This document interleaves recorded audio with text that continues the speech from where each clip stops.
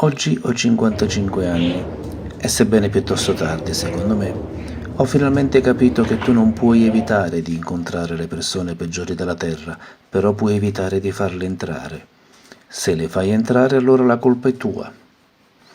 Non so se ho desiderato più spaccare la mia testa contro il muro oppure contro i denti di chi me lo ripeteva, ma era la verità e come scrisse Franco Battiato, la verità è spietata e va affrontata come i samurai, dunque l'ho affrontata.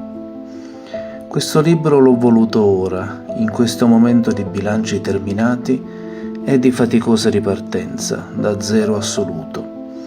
Ma soprattutto l'ho voluto dedicare al mio amico, senza il quale io, samurai o non samurai, probabilmente avrei superato tutto questo solo in punto di morte. E in fondo di morte penso di averne vista abbastanza.